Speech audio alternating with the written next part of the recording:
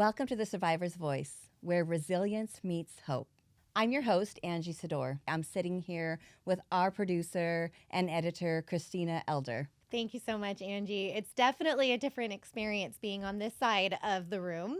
Yes. But I am really grateful for the opportunity to talk to our listeners a little bit. I just want to say really quick that this show has really changed me hearing these stories.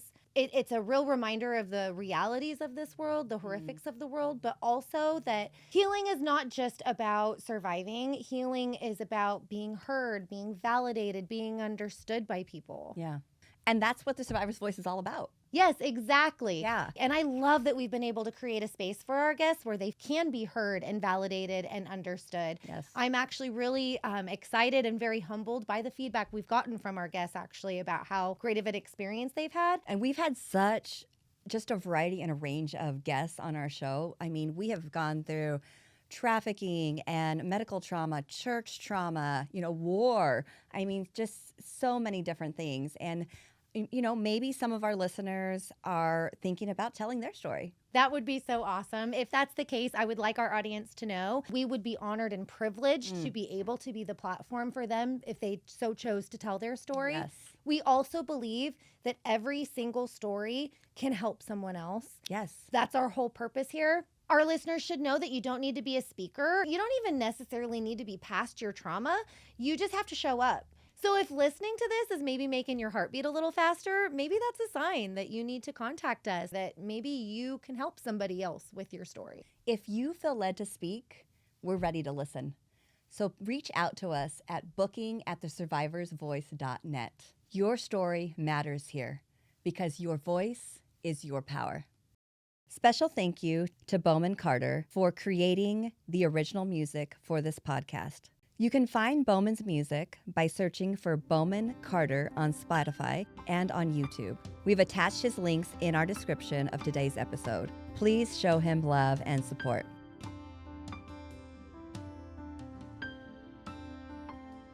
Like basically you're walking on eggshells because you just kind of never know what kind of personality you're going to get.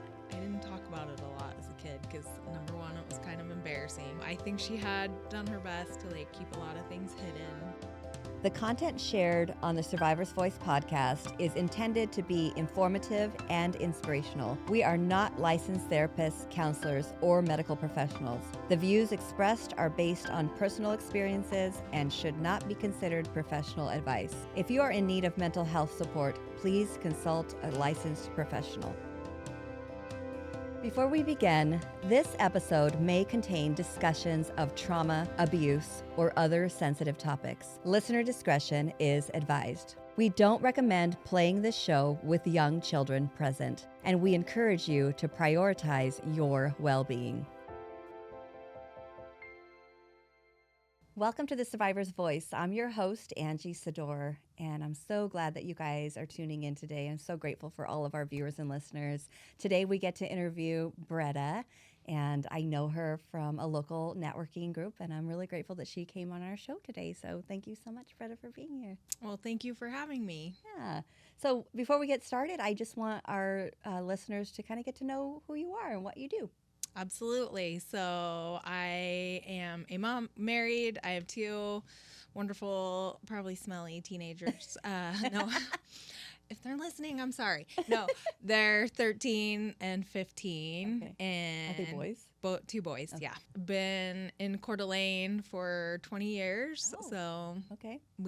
I moved all across the country, but met my husband in engineering school, funny enough, in Colorado. That's my background. And Didn't know then, that. yeah, been a serial entrepreneur for a long time. And we moved here for the Resort City Inn, which is a little hotel motel in downtown Coeur d'Alene. That's What is it called? The Resort City Inn. That's right near the Prime gas station and next to the post office. So Oh my God. my husband bought that. And I then, didn't know that. yeah, drug me up here, and then I fell in love with it. So we don't do that anymore, but Wow. now have a marketing business in Coeur d'Alene Front ROI with my amazing business partner, Mallory, and, love everything Idaho, right? Yeah. Oh, yeah. We're wrapping up the summer, Yes, we are. trying to squeeze it all in. Everything. All the things, For the sure. lake. Yeah, awesome. So, give us a little bit of backstory, like, what was your upbringing like? Like, where are you originally from? Like, your family, all of those things. So I was born in Georgia, Okay. and Southern girl. yes, I was only there for until I was 3, and then my parents got divorced, and we moved several places. So moved in with my grandparents, and then Idaho's the 8th state that I've lived in. Wow. So lived a little all over the place, and my mom was a teacher for a long time, so she taught at universities, like very well educated, super smart.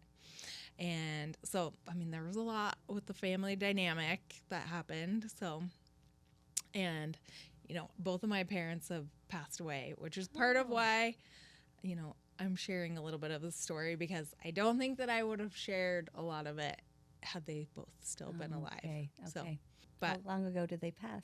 so my mom was 2 years ago, and before that was my dad was like 5 years ago. It's really fresh.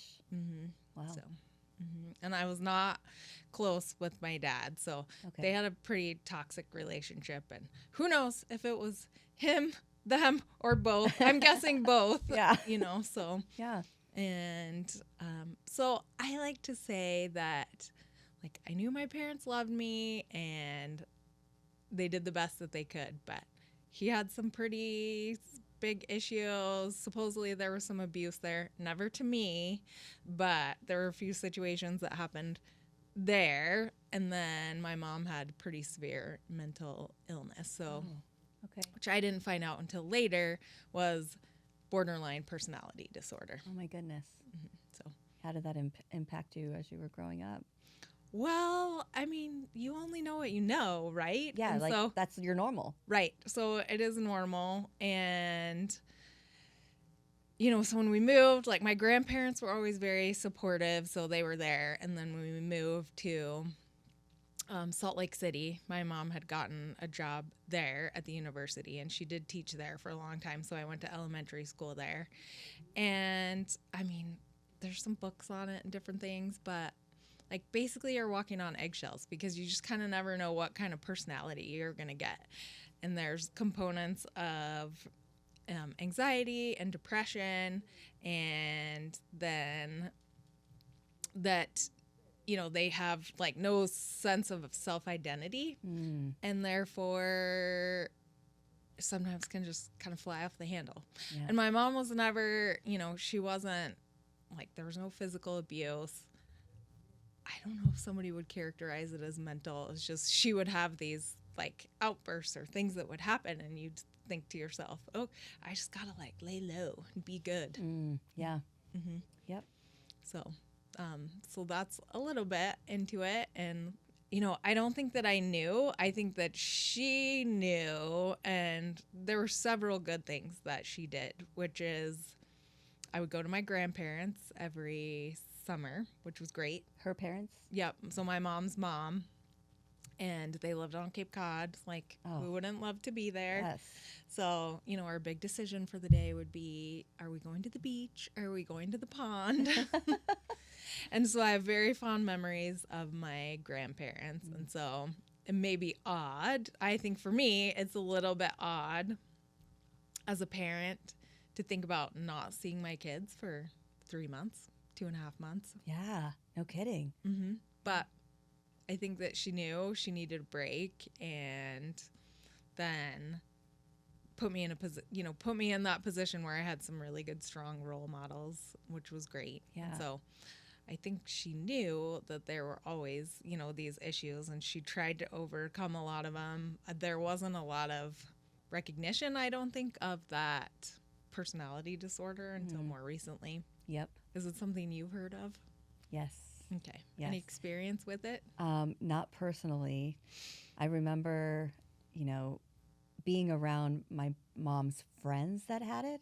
Of course, back then it was called bipolar. Mm-hmm. Yes. Mm-hmm. And so I got to see it as a child, like from the kind of not so intimately, but like crazy behaviors. Mm-hmm. Yeah, just way up there, like Yep. fun, and then just like crash. Mm-hmm. Yeah. Yeah. Yeah. So just like I said, where you would kind of never know what you were going to get. Mm-hmm. And I did have a lot of freedom, being that she was a single mom, so she was working a lot. But Do you have siblings? I do not. Okay. Yep. So, which, maybe could have been good or bad, I Yeah. guess. Yeah. But again, you only know what you know. And Yeah. I did want to have siblings. And then it never occurred to me until I got married that I was like, oh, look, I have a sister-in-law. So I have a sister. I don't know why that never occurred to me. But, my husband, he's got a brother and a sister. His brother lives here. So. Awesome. Which is amazing. But, I'm trying to think of some, and I know I wrote down on the interview, putting the preparations together for everything. But, I try to think of some of the specific incidences, and some of it, she would be in bed and couldn't really take care of me sometimes. So one thing that I recall as a kid is that I remember she was in bed.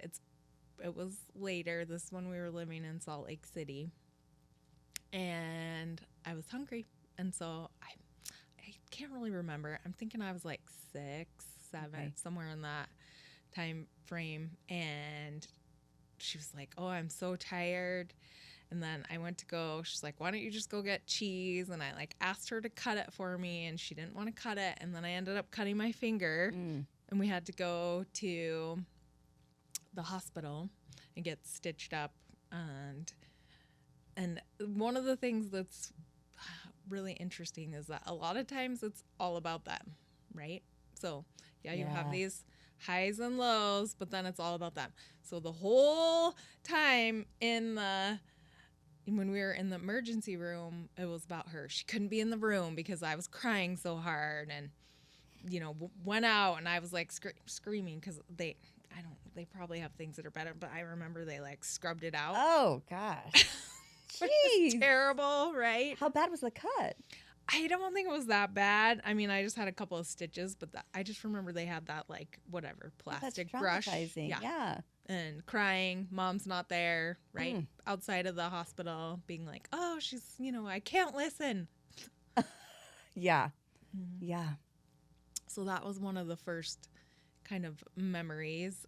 And just that she changed jobs a lot, had a lot of complaints. We didn't have a lot of money, and came to realize later that so typically someone with BPD, the borderline personality, has some kind of addictive quality too. So whether it's substance or could be substance abuse, it could be, hers was shopping. Okay.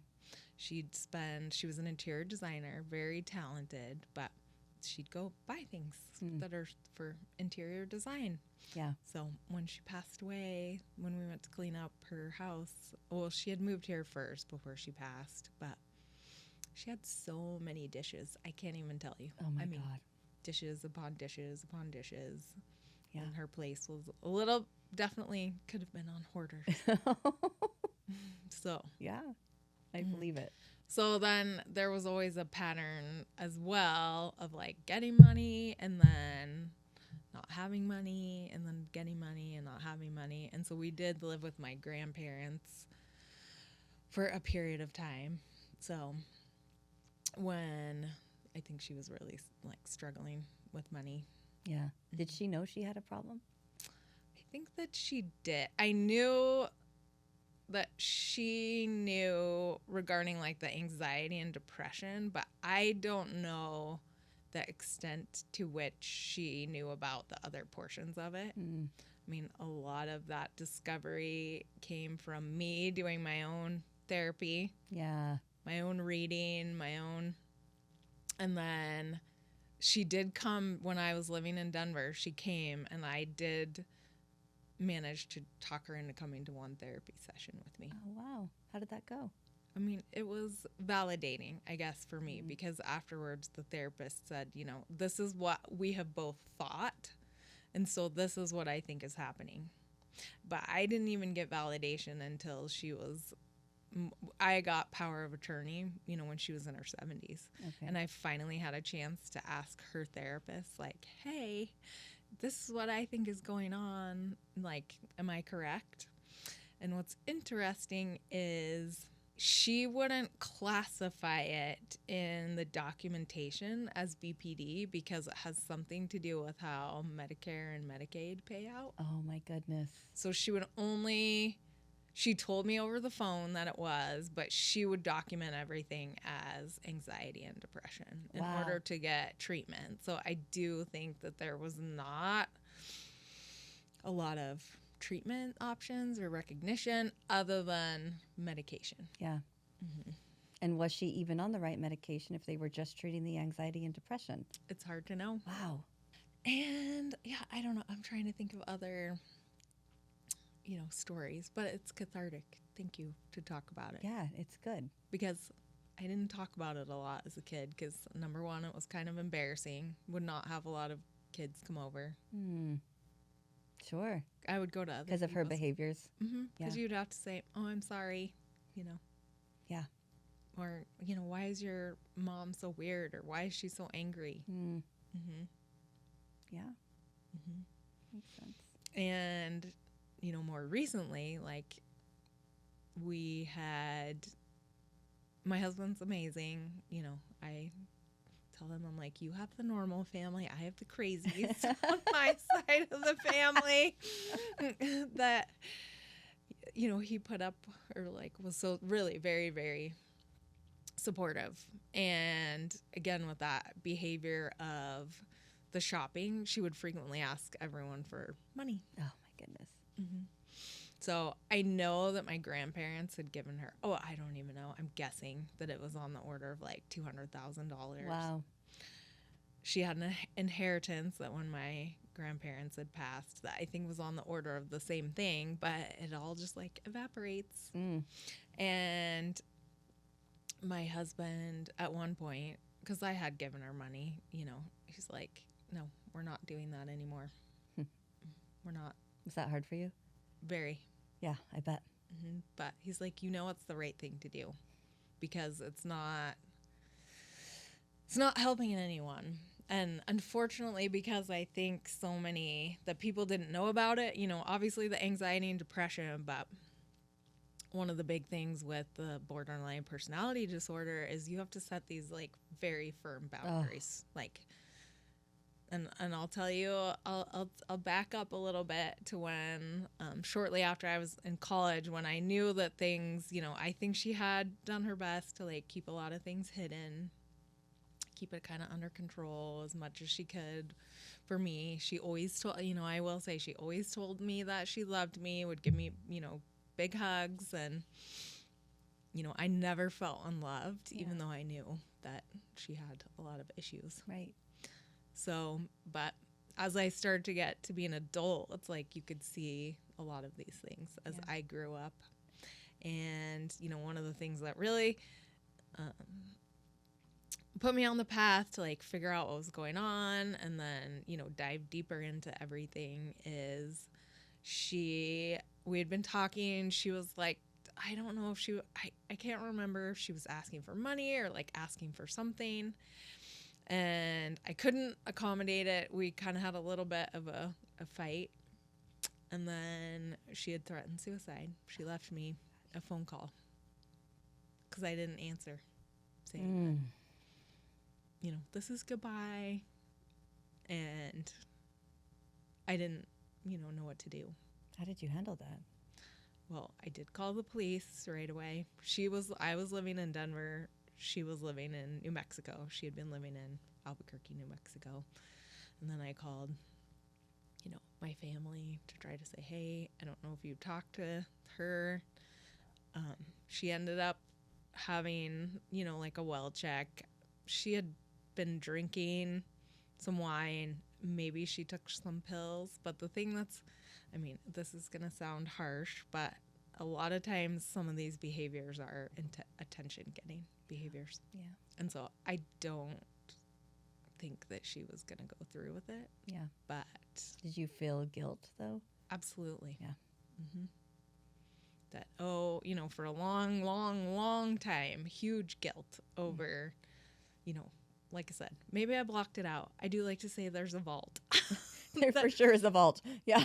I'm like, I got one too. right? That, I don't know. I mean, and I've even joked with my husband, because there's some other stories I can share just about my dad. And, he got to meet my dad, who I didn't speak to for a long time. But we'll get to that story. So many stories, right?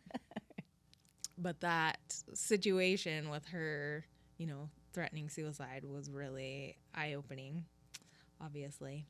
Yep. And then put me on the path, okay, to figure out what's going on. And like later, and it's because I put my foot down with her. Now, what is interesting, and I'm not saying like every situation, not that you don't take suicide seriously, you do all the things. But in her case, a lot of times it wasn't necessarily true. Yeah. That was going to happen. So there had been other times where she said to me later, oh, I'm just going to kill myself. And I said, I would say to her, and someone listening might say, nope, this is harsh. I'd say, Mom, no, you're not. Yeah. And then we could go on having a conversation. Like, it sounds like you're really struggling. What are you doing to help yourself feel better?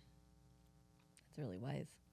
So, and that was through some of the therapy that I went to, that it's like, those problems are not your problems. You're the child. This is your parent. That's hard. And there was a visualization that always stuck with me that one of the therapists that I went to talked about. It's like, picture a garden, and when those emotions are trying to be put on you into your garden, go plant it in this garden over here. And take it, recognize it, and go put it over here, because it's not yours. I like that. And just to try to remember that,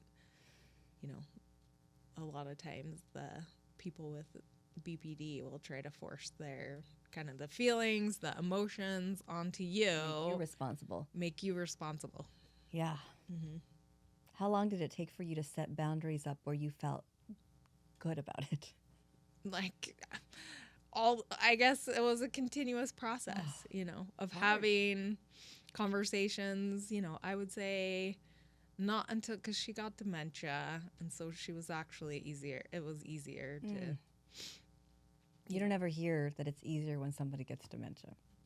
Which I know sounds a little crazy, or it's like, how could that be? Well, because she was a little more compliant. Wow. Because she just wasn't quite all there. Yeah.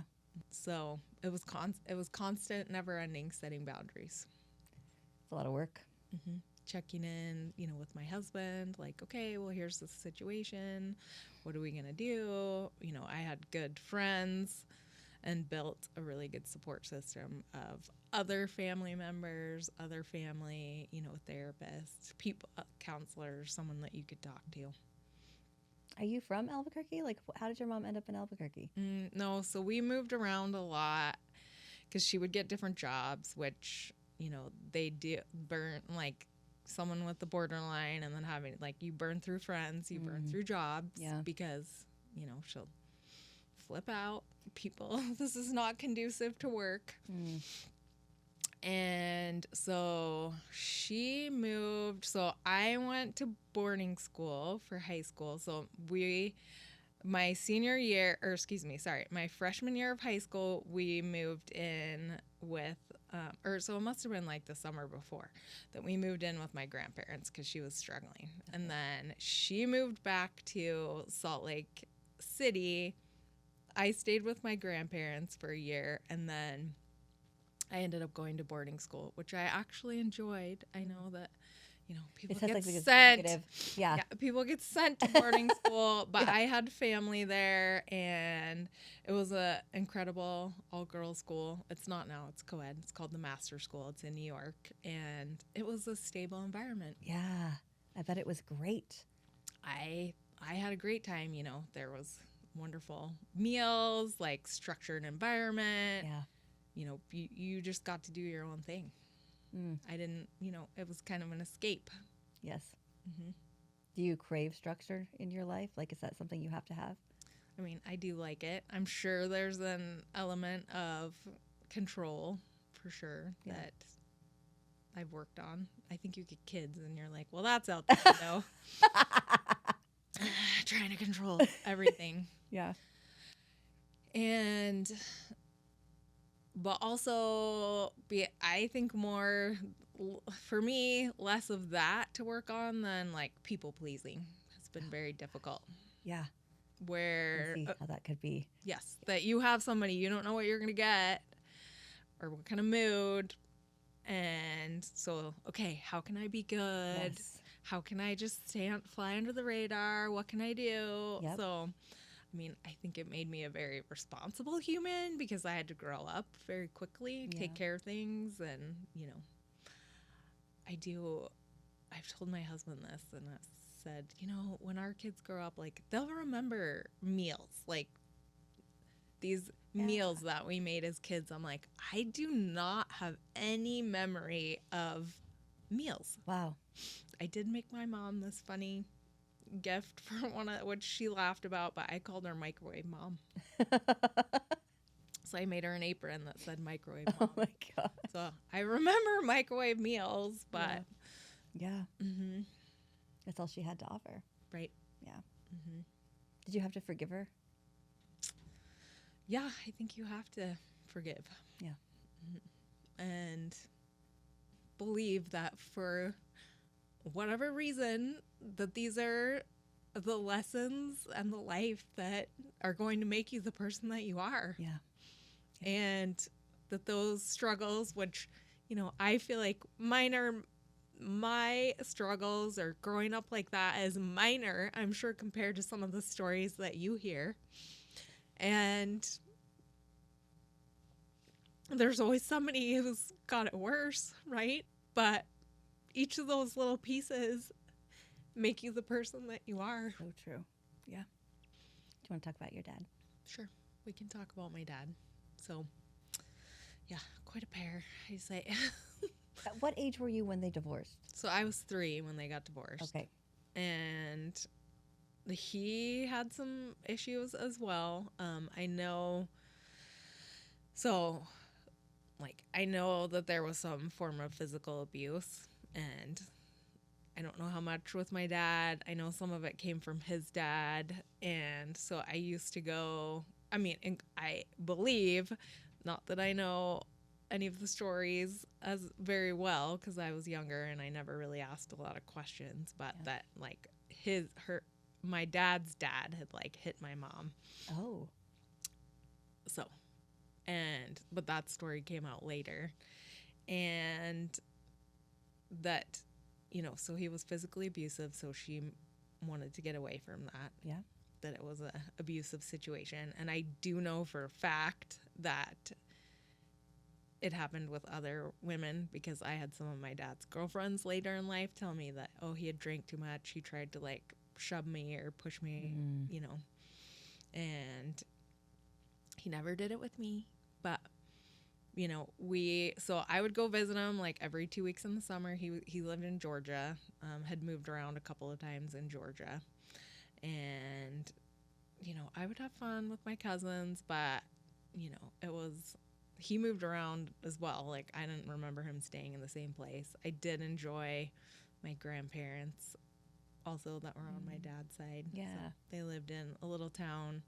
There was a lake. I remember riding, you know, in our bike, and they had to garden. But, you know, I do know he had an issue with the abuse or violence. And like one time I remember that I went to visit and he was talking to some colleagues, and I had found out like he had put a bullet hole through his truck. I never know what happened. I don't know what happened to the story, but, you know, as a kid, I don't know if it went off accidentally or what. Yeah. But there was a whole story there. And so I would go visit. I didn't love necessarily spending time with him because he would always ask, well, that side of the family, well, number one, he'd always ask like, well, when are you coming to live with me? and pressure, and same with the family on that side of it. And then he also would never paid very much child support, and it was something ridiculous, like $100 a month. Nothing. Oh my God. I mean, granted, that was in the 70s, but he never fulfilled his entire child support, which was minimal. But there was always, a lot of pressure from his side of the family. Yeah. And then when I was 14, I went to visit him, and that's right before I was going to go to boarding school. And he had threatened, I'm not going to take you home. Oh, wow. And I, flipped out. Of course you did. Mm-hmm. Yeah. So started calling my mom. I was trying to figure out how I was going to sneak out and, get on a train and, oh my gosh, do all the things, because he was mad that I was going to boarding school and not choosing to live with him. That's traumatic. Mm-hmm. Yeah. And I made a vow that after that, I was like, I will not come back to visit you or see you. I may or may not talk to you. I don't think I verbalized that to him until I was home. He did end up taking me home, but it was never the same. You said your husband met him eventually. So, yes, so I would speak to him on occasion, and for a long time, though, I did not talk to him. He would call, maybe find my number every once in a while, and basically, I tried to tell him that we have to rebuild trust. So why don't you start with the small stuff and send me a birthday card? Yeah. Just call me on a regular basis. Right. Don't call me up and ask me to come hang out with you for Christmas. No. You got to earn that. Right. Which came late, which he never really did that. He never did that. So we didn't speak for a long time. And then he did reach out to me here in Coeur d'Alene. I mean, he kind of knew, we still have other family that I would talk to, or maybe knew from, I was friends on Facebook with his sister and some of my cousins. And he called and said he wanted to come visit. And after thinking long and hard and talking to my husband, I said, okay, I'll allow him to come visit. I don't like it. We'll see what happens. Yeah. I go, he can make up for it with his grandkids. But did he stay with you? He did not stay with us. But, I was like, I will give him that second chance to make it up with his grandsons. That was pretty brave of you to do. It scared the... I'm sure it did. Oh, my God. Out of me. Yeah, yeah. Mm-hmm. What was it like? I mean, I was kind of terrified to see him, and just, you don't know how you're going to be, but I would not have made that decision had it not been for my husband and his support. I said, I'll do it. I'll do it with you. If it were me by myself, I'd say, screw you. Yeah, yeah. But we had an okay visit, and he did, I said to him pretty much in so many words, don't screw it up with your grandkids. I expect you to call them every single week and just have a conversation with them. Yeah. And you be a good grandpa. And he did. He did. And then he passed away shortly. Oh, my gosh. I think he never expressed anything. I think he knew there was something wrong. And so.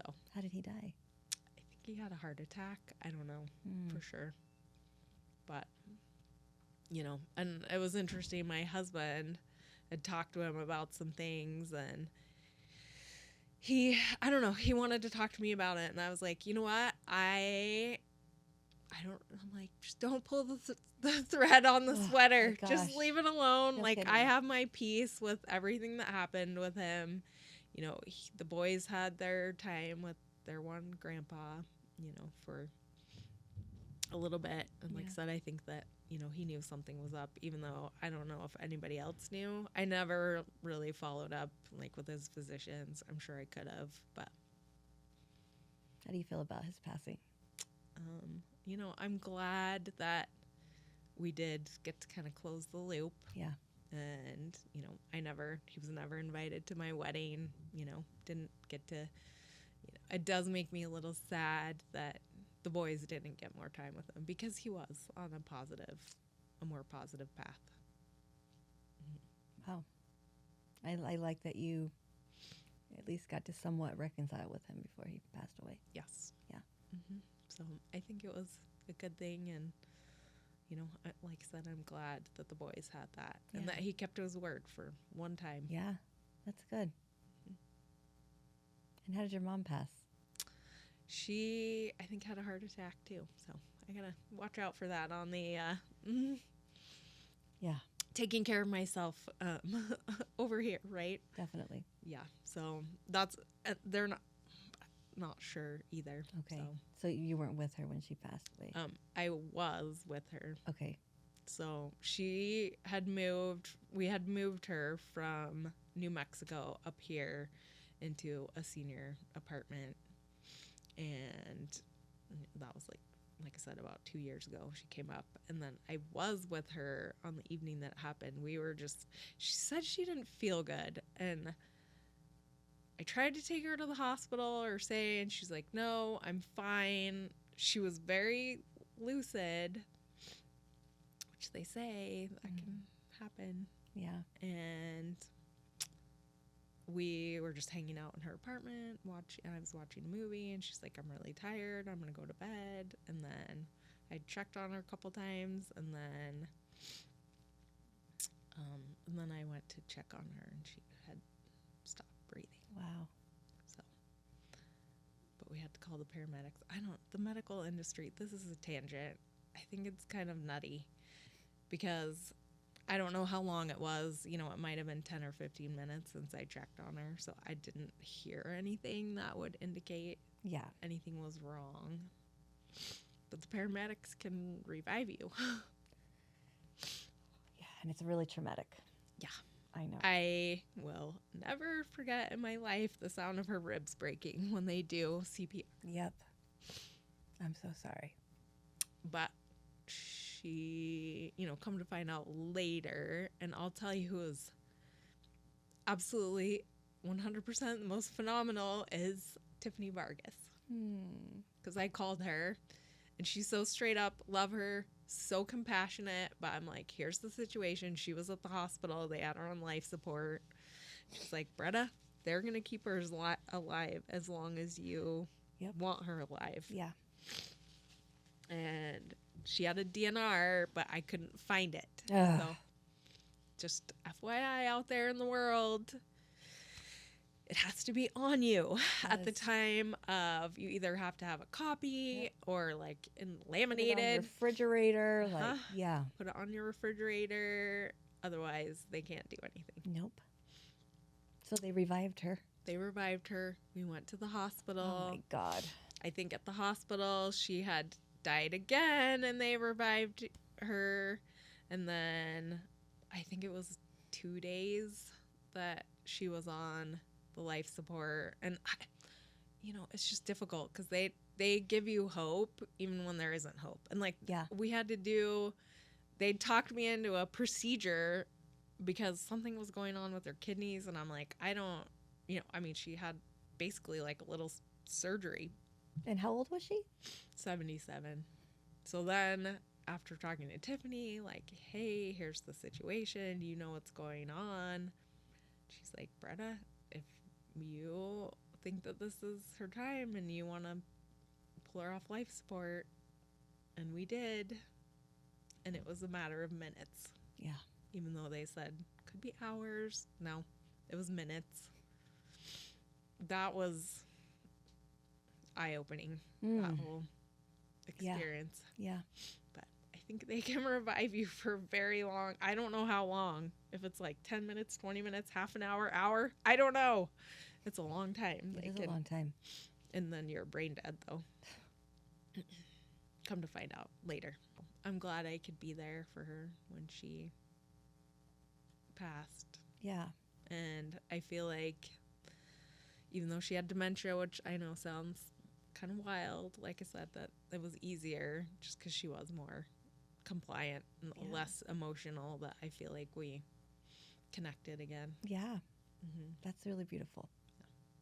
I do remember, but it is like having another toddler or kid.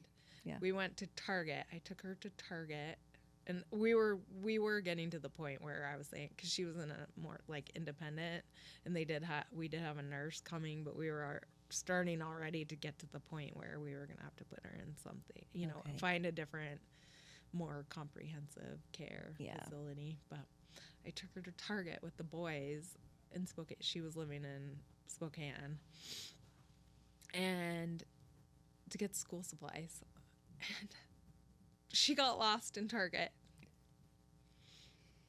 And you couldn't find her. Couldn't find her. I was like, no. oh my goodness. Oh my gosh.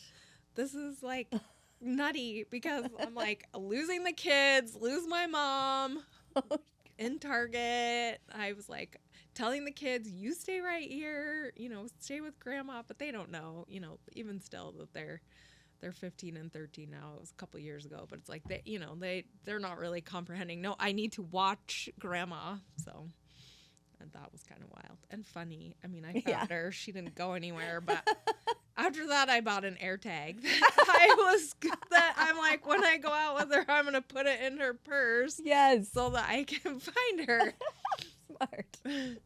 I don't know. Maybe that's not cool, but I was like, seemed like a practical. Yeah, very practical application Definitely. for an air tag. Yeah. Well, I love that you ended on a good note with both of your parents. I did. Not everybody gets that. It's a blessing. I know that they both have peace wherever they are. Yeah. In heaven, whatever you believe in. Yeah. Yeah. Is there anything else you want to share? Just, to own your story and know that it's okay to share it with people. For a long time, I kept it inside, and, you start to find freedom when you can share it with other people, whether that's a therapist or a good friend or your husband, that your voice is important. Yeah. And, no matter the situation, that somebody can glean something from what you have gone through. Yes, 100%. That's exactly why we have this podcast. So, I'm so grateful that you shared with us today. Thank you, Bretta. I appreciate it a lot. Well, thank you so much for listening today on The Survivor's Voice. I'm so grateful to hear your story, Bretta. Like, I feel like I've grown because of to listen to your story, and I know somebody else too that's listening that has heard, you're not alone, and there's nothing that you can't overcome. There's nothing that you can't do with your life. That your story has a purpose. Every single person listening, your story has a purpose, and we all have our processes. We all have gone through something to make us who we are today. And so if you are feeling like it's time to share your story, we would love to be the platform where you share it, where that power is released off of you and where you get to help somebody else get through something. That's what we want. So if you want to tell your story, please reach out to us at booking@thesurvivorsvoice.net. We would love, love, love to hear from you. And we just want to thank all of our listeners and our followers. We're so grateful for you. We wouldn't be where we're at without you. So if you're a new listener, please give us a follow, subscribe to our channel. If you're watching on YouTube, we would love to hear from you. Comment. Let us know what your thoughts are on today's show. And if it has had an impact on you, we want to hear from you. So thank you so much, and we will see you next Tuesday. Our sponsor, Safe Harbor, is putting on their annual Hope on the Move 5K. And if you're in the Inland Northwest, we'd love to see you there. The Fun Run 5K is stroller and pet friendly and raises funds to support Safe Harbor's mission of providing rescue and support for survivors of human trafficking. Sign up on Safe Harbor's website, safeharborforfreedom.com, or find the event on Facebook at Safe Harbor for Freedom. If you'd like to sponsor the event for as little as $50 or make a donation pledge, you can find more information at safeharborforfreedom.com. Every dollar makes a difference. Now, more than ever, victims of human trafficking need our help and community awareness. Again, sign up for this year's Safe Harbor Hope on the Move 5K at safeharborforfreedom.com and help us support those that are impacted by human trafficking.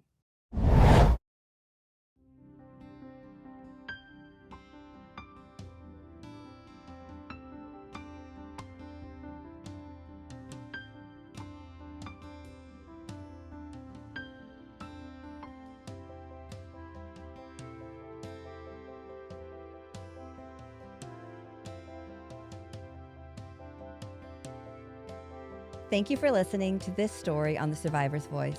I'm your host, Angie Sador, reminding you that every survivor's story matters. A heartfelt thank you to our incredible listeners for your support and to the survivor community for your courage and resilience. You are the heart of this show.